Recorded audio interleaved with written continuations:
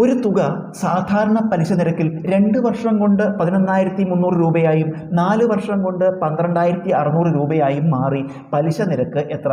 ഒരു നിശ്ചിത തുക ബാങ്കിലിട്ടു, 2 വർഷം കഴിയുമ്പോൾ അത് 11,300 രൂപയായി.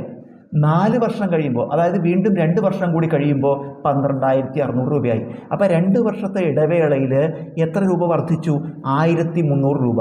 12,600 11,300 കുറച്ച് 1,300 രൂപ കൂടി. എത്ര വർഷം കൊണ്ട്? 2 വർഷം കൊണ്ട്.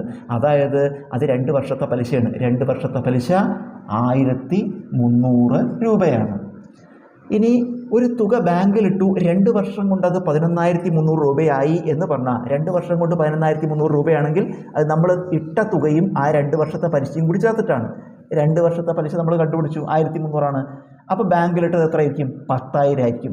10,000 ബാങ്കിലിട്ടു, 2 വർഷം കൊണ്ട് എത്ര പലിശ കിട്ടി? 1,300. അതുകൊണ്ടാണ് 2 വർഷം കഴിയുമ്പോൾ ഈ 10,000 പോയിട്ട് 10,000 കൂടെ 1,300 കൂട്ടി 11,300 രൂപയായത്. അപ്പോൾ നിക്ഷേപ തുക നമുക്കറിയാം, നിക്ഷേപിച്ചത് 10,000 രൂപയാണ്. 10,000 രൂപ. ഇനി നമുക്ക് സാധാരണ പലിശയുടെ സൂത്രവാക്യം എഴുതി വില കൊടുക്കുക.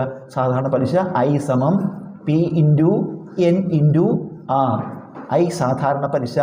നമ്മൾ 2 വർഷത്തെ കാണുന്നത്. 2 വർഷത്തെ പലിശ എത്രയാണ്?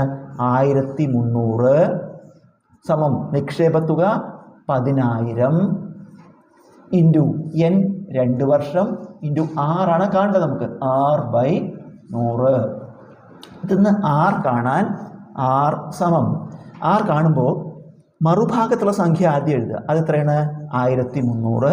ഇനി നമുക്ക് ആറിൻ്റെ കൂടെയുള്ള സംഖ്യകളൊക്കെ ഇവിടെ എഴുതണം. ആറിൻ്റെ കൂടെയുള്ള സംഖ്യകൾ ഇവിടെ എഴുതുമ്പോൾ ആറിൻ്റെ കൂടെ ഛേദമായി വരുന്നത് ഇവിടെ അംശമായിട്ട് എഴുതുക. അപ്പോൾ ഇവിടെ /100 ഉണ്ട്, അത് ഇൻറ്റു 100. ഇനി അംശങ്ങളെല്ലാം, അതായത് ഇൻറ്റു ആയിട്ട് വരുന്നത് ആക്കി മാറ്റുക, ഛേദങ്ങളാക്കി മാറ്റുക. എന്തൊക്കെയാണ്? 10,000ഉം 2ഉം. 10,000 ഇൻറ്റു 2. നമുക്ക് 2 2 4 0 വെട്ടിക്കളഞ്ഞ ഇവിടെ 10,000 വെട്ടിക്കളയുക.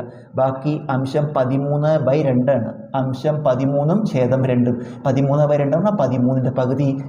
അപ്പോൾ പലിശ നിരക്ക് 13ൻ്റെ പകുതി 6.5%.